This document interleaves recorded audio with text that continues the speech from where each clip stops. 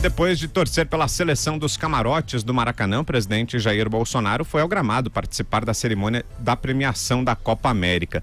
Bolsonaro foi recebido entre vaias e aplausos pela torcida presente ao estádio. Não foi ele quem entregou a taça aos jogadores, mas ele chegou a segurá-la, comemorando o título junto ao Grupo do Brasil.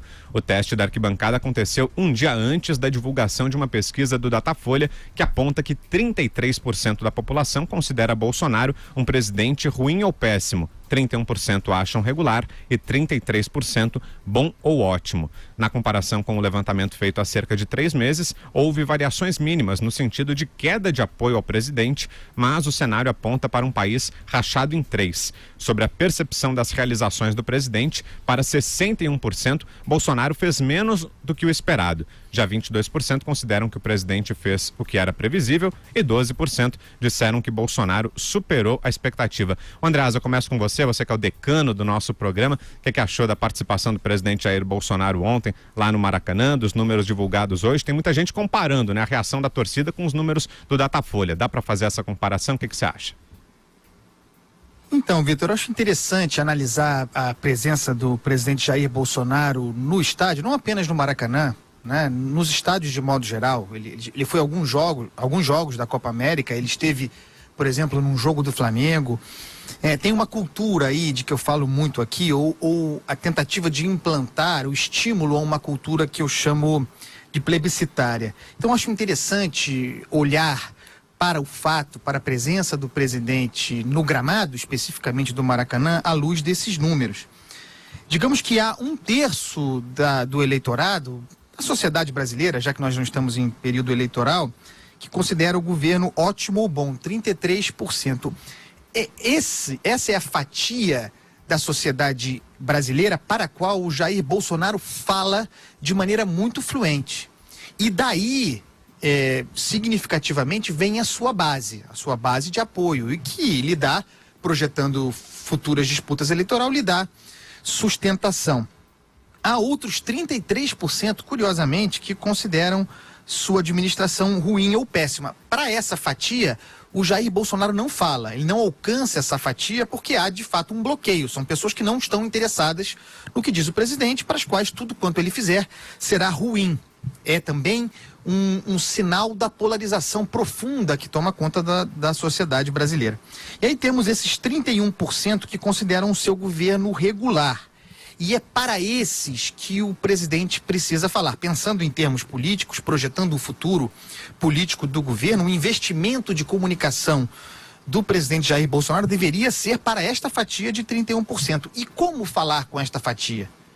Como garantir que ela venha, se aproxime de si e não daqueles que o reprovam? É o funcionamento da economia. É o futuro da economia, né? É a capacidade do Brasil voltar a crescer e gerar emprego em pouco tempo, em médio prazo. Esse é o grande desafio do Brasil, em termos políticos também, do governo Jair Bolsonaro. E aí, eu quero entrar especificamente na presença do presidente no gramado. E a discussão deturpada, meu caro Vitor, sobre se o presidente foi ou não vaiado no Maracanã, na arquibancada, e depois quando esteve no gramado. Porque, de fato, ele foi vaiado e aplaudido. Então, há narrativas, há textos, há caminhos para todos os lados. O que eu acho curioso aí e representativo é tratar do que expressa um governante como Jair Bolsonaro, que procura o contato com o povo, que procura a reação da população. Isso também serve para o estímulo às manifestações de rua. Tenho falado muito sobre isso aqui. O presidente participa quase que diretamente da convocação, já houve 2, para as manifestações de rua em defesa do seu governo contra ameaças do establishment, contra o Congresso, a favor do governo, manifestações governistas. O presidente Jair Bolsonaro precisa da reação popular. Não necessariamente esteve no gramado do Maracanã ontem em busca de aplausos, mas de mobilização, de reação, eventualmente de confronto, de polarização. Esse é o ponto para o qual eu quero chamar a atenção aqui, que me parece ser o exercício de linguagem do bolsonarismo. Apoiado ou não está no centro, apoiado ou não, vaiado mais ou menos, aplaudido mais ou menos, o debate está aí. O debate que propõe e que alimenta o bolsonarismo é esse. sobre como ele foi recebido, sobre se ele apertou a mão do Tite, sobre se o Tite abraçou o presidente, sobre se os jogadores chamaram ele de mito. É o presidente da República se colocando numa espécie de referendo permanente, no centro do debate e, portanto, explorando uma linguagem, Vitor, que nos leva à polarização da qual nós não saímos. E a existência dessa polarização, o fato de num evento esportivo, final de uma Copa América, um jogo de futebol, nós termos visto uma manifestação da sociedade rachada entre aplausos e vaias, é para mim o que importa, a manifestação de força do bolsonarismo. Como o bolsonarismo continua no controle da narrativa política brasileira e, portanto, altamente competitivo é o presidente, meu caro Vitor Brown. E aí, Alexandre, o que você achou dessa divisão aí que o Andreasa narrou lá no Maracanã, e principalmente é isso mesmo que alimenta o governo, é esse tipo de narrativa que vai levando o governo adiante? Olha, o Maracanã, como dizia o Nelson Rodrigues, vai até minuto de silêncio, né? O Nelson Rodrigues, aliás, que é irmão do Mário Filho, que dá nome ao estádio, né? É bom lembrar também o grande jornalista Mário Filho, um dos primeiros criadores da crônica esportiva brasileira, que batiza o Maracanã, irmão mais velho do Nelson Rodrigues, que era também um cronista esportivo maravilhoso.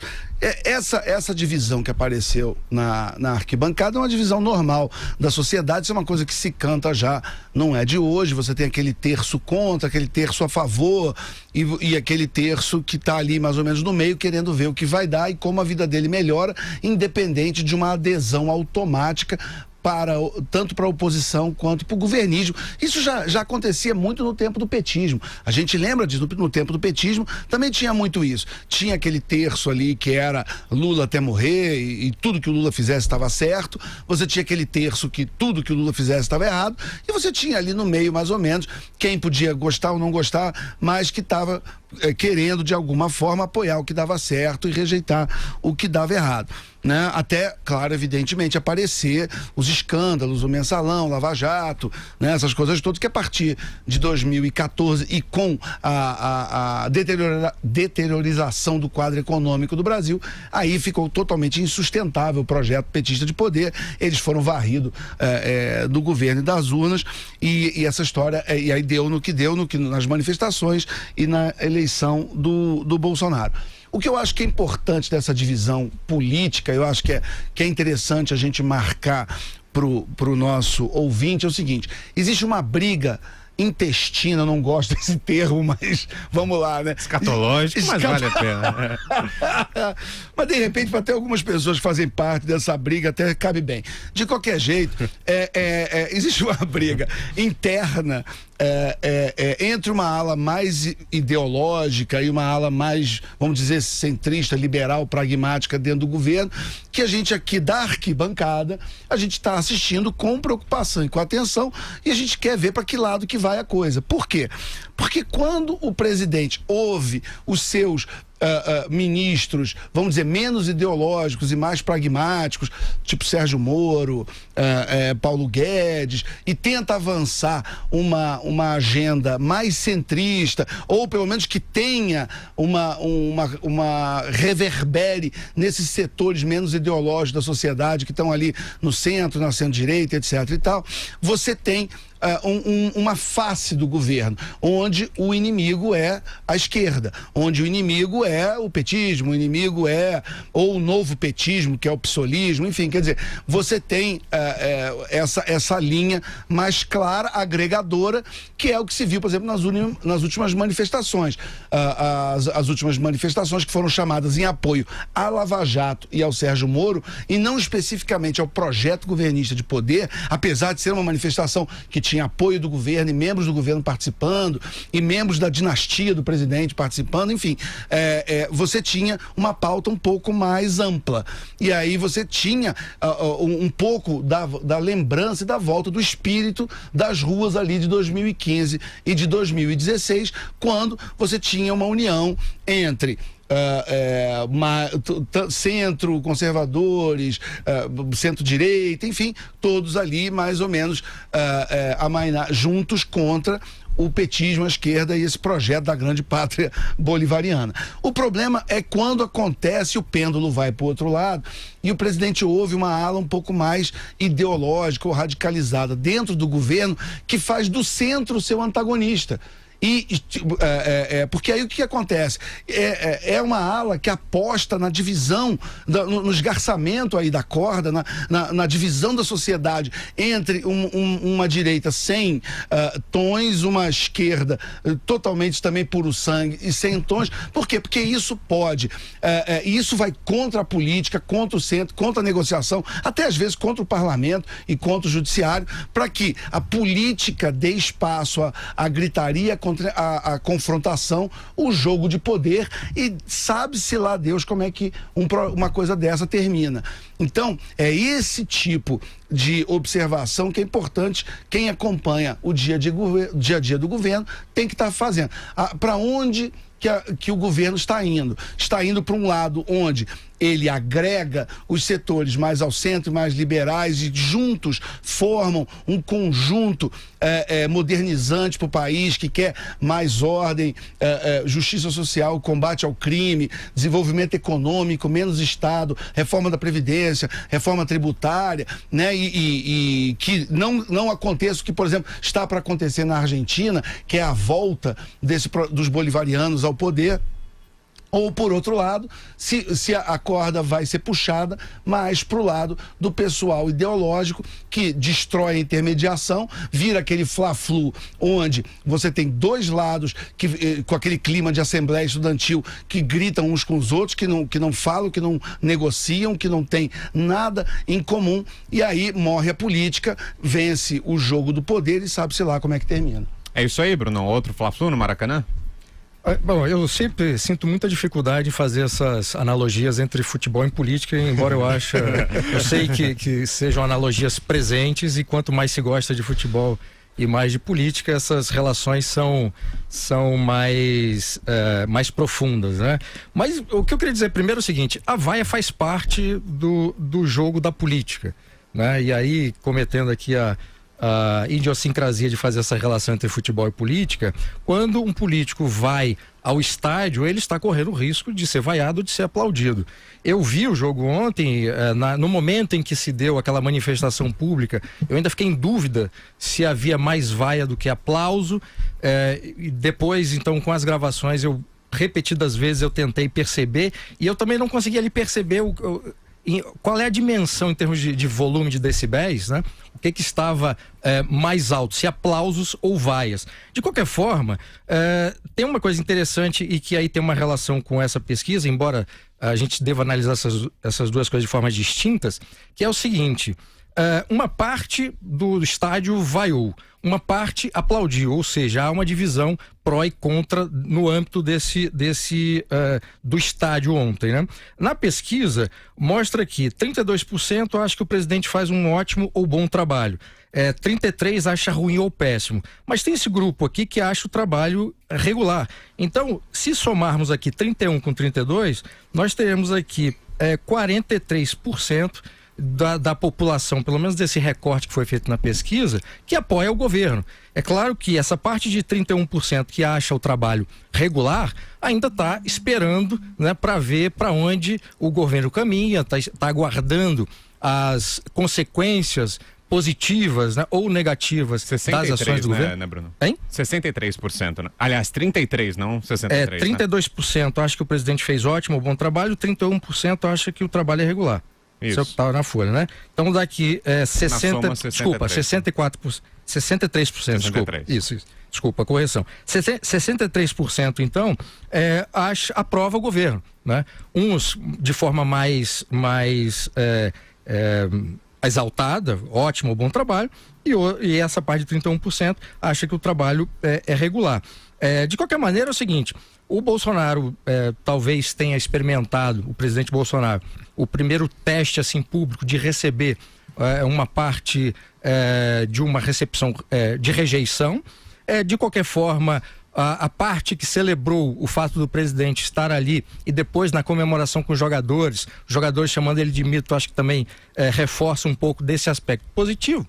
Mas pegando um histórico aqui dos presidentes passados que também foram objeto, né, de rejeição dentro dos estádios, Lula, em 2007, né, foi vaiado 4 vezes durante a cerimônia da abertura dos Jogos Pan-Americanos, dia 14 de julho de 2007. A presidente Dilma Rousseff foi vaiada no dia 15 de junho de 2013, durante uma aparição no Estádio Nacional Mané Garrincha, né, antes da partida entre Brasil e Japão, Copa das Confederações.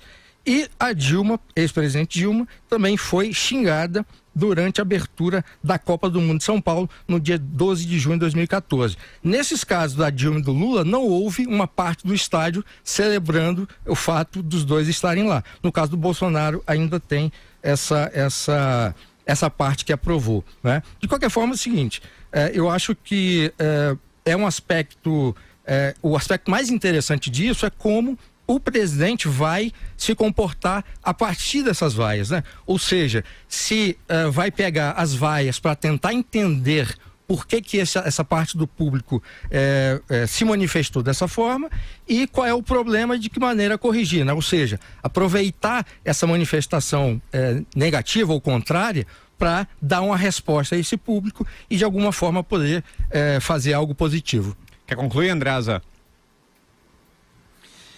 Porque eu estou ouvindo aqui o Bruno e o Alexandre falarem em alguns pontos muito importantes que acho que a gente pode desdobrar a partir daí. Por exemplo, eu também me peguei fazendo esse mesmo exercício que meu caro Bruno Garchagen fez, de tentar ver quem ganhou. Se havia mais vaias ou aplausos, o que prevaleceu. E de repente eu falei, cara, que exercício estúpido e na verdade inútil. Não é possível chegar a essa conclusão, nem acho, no final das contas, e acho que é isso que nós estamos dizendo aqui, que seja importante. O que me parece relevante aí é o fato de nós termos, depois de muito tempo, e talvez a gente vá remontar ao presidente Médici, que tinha o hábito de ir a eventos esportivos, ia muito a jogos, e era, segundo se diz, ovacionado naquelas ocasiões. Depois de muito tempo nós termos um presidente da República que procura, por natureza, o contato com o povo, das formas mais variadas quanto seja possível. E aí eu volto ao ponto que acho importante, talvez menos preocupado com o aplauso e mais preocupado em mobilizar reações. É óbvio que o presidente da República supunha que no Maracanã vaias haveria, porque como bem lembrou Alexandre Borges, ali é assim. E político em estádio de futebol é vaiado, é hostilizado porque não é natural. E as pessoas, mesmo aquelas que eventualmente apoiam fulano ou cicrano, se incomodam de ver. Eu pessoalmente acho cafona, vulgar, um presidente da República entrando para pegar taça e posar com o jogador numa conquista que a rigor ele não participou em nada, não tem nada a ver com isso. Mas o fato que eu quero bater na tecla é esse. Se não estamos diante de mais uma manifestação de uma vocação do bolsonarismo para mobilizações públicas, para que haja divisão, para que haja conflito, para que a polarização se aguce e para que aqueles seus apoiadores fiquem, entre aspas, espertos, ligados, atentos, mobilizados mesmo. O Alexandre Borges falou sobre um aspecto também muito importante. Essa pesquisa e o que aconteceu ontem no Maracanã tem algumas possibilidades, algumas chances de crescimento do presidente Bolsonaro em termos de popularidade, mas também riscos, também perigos, também caminhos de acomodação que não são bons para quem tem pretensão política. Ele pode entender que tem uma base de apoio, esses cerca de 30%, e que há também tantos outros, 30 e poucos %, que consideram seu governo regular e que vão condicionar o apoio futuro à resposta econômica, à condição econômica do Brasil. É para esses que ele deveria falar, ampliando o seu discurso. É um desafio para o Jair Bolsonaro, que é alguém que fala muito fluentemente para um nicho. O risco, e o Alexandre falou sobre isso, é se apegar a esses cerca de 30% que ele tem fiéis e falar cada vez mais radicalizando o discurso para esse grupo. Esse é o momento em que nós nos encontramos, porque, como eu sempre falo aqui, o presidente Jair Bolsonaro está em campanha. Ele não começou a campanha para 2022 agora, ele está em campanha permanente, ele sempre esteve e sempre estará. É isso, Alexandre? Olha, sim, e eu queria também lembrar que sobre esse aspecto, uma das coisas que mais me incomodaram, que eu já li no colunismo, na vida, foi uma coluna do Luiz Fernando Veríssimo sobre uma vaia que o Lula recebeu no Maracanã, se não me engano em 2007, numa das que o Bruno relembrou. E ele relembrando, me lembrei do Veríssimo escrevendo sobre isso, que foi realmente uma coisa de embrulhar o estômago, que o Veríssimo basicamente disse o seguinte, disse nos veículos que publicam o que ele escreve. Ele disse que o Lula não merecia, basicamente o argumento dele era, o Lula não merecia ser vaiado nem quando havia razão para a vaia. Porque você deveria olhar para o lado e ver que mesmo que você tenha uma vaia baseada numa crítica construtiva, você pode estar dando coro para nazistas, fascistas, que estariam se aproveitando da sua vaia para fazer avançar o fascismo. Aquelas coisas que o Veríssimo escreve. Enfim, então assim, a gente tem sempre que tomar cuidado, não só com o tipo de interpretação que se dá para esse tipo de reação popular, como também com o tipo de gente que, ao interpretar, quer banir a oposição, quer banir a crítica, de qualquer lado que seja. Então esse que era meu ponto original. O governo pode ser o melhor governo do mundo, o governo que você votou, que você adora, que você apoia, que você vai às ruas defender. Problema nenhum. Nós temos 6 meses de um governo recém-eleito por 57 milhões de brasileiros. Então é um governo que tem todo motivo para ter apoio popular, para ter aplauso, para ter boa vontade da população brasileira. Mas essas mesmas pessoas têm que tomar muito cuidado com vozes que dizem que qualquer tipo de oposição ou crítica ou ressalva deve ser esmagada, calada, perseguida, desmoralizada, porque não é o momento, né? Mas quando que é o momento de criticar o poder, né? Quer dizer, quando começa, quando termina, quando está no meio, quer dizer, a gente precisa pegar autorização para fazer uma crítica. Não, a crítica do cidadão, mesmo o cidadão que apoia, mesmo o cidadão que quer que o governo dê certo, quer que o país dê certo, o cidadão tem todo o direito de se manifestar, de fazer críticas pontuais, de dizer eu concordo aqui, eu discordo ali, e a manifestação da arquibancada dividida é, em parte, um espelho de uma sociedade que quer exercer o seu direito de, no contato direto com os governantes e com o poder, aplaudir o que acha que tem que aplaudir e vaiar o que acha que tem que vaiar. Isso é o exercício da democracia e é preciso muito cuidado ao se olhar para os lados, lembrando esse texto absolutamente abjeto, escrito pelo Luiz Fernando Veríssimo, que você tem todo o direito de se manifestar, como quem está do seu lado também tem todo o direito de se manifestar, mesmo que seja uma manifestação oposta à sua, e faz tudo parte do normal exercício da democracia. Vai lá, Bruno, rapidinho só pra gente fechar nosso primeiro bloco. Perfeitamente. Bom, a respeito desses 31% que acha que o trabalho é regular, ou seja, um público que, muito mais do que discursos ou uma certa mensagem direcionada pelo presidente Jair Bolsonaro, eu acho que essa parte da sociedade brasileira está esperando muito mais resultados do que propriamente algum tipo de discurso político que possa mobilizá-la. Como já foi dito aqui, uma parte desse público que é formada por esses 32% já está, né, apoiando o presidente, e o presidente fala, como o Andreasa falou, para esse público. Agora, o que é interessante é que tem esse público aqui de 31%, mais os 4% que ainda não sabe. Ou seja, esses 4% que ainda não sabe, se houver resultados positivos no âmbito da economia principalmente, esse público pode ser que migre para esses 31% que está achando o trabalho irregular, ou que migre para aquela parte que acha que o presidente faz um ótimo trabalho. Então ainda esses números são muito voláteis, né? Um último aspecto, quando o Andreasa falou que quando teve a tentação, né, de comparar as torcidas e tal, e ele falou do exercício estúpido, né?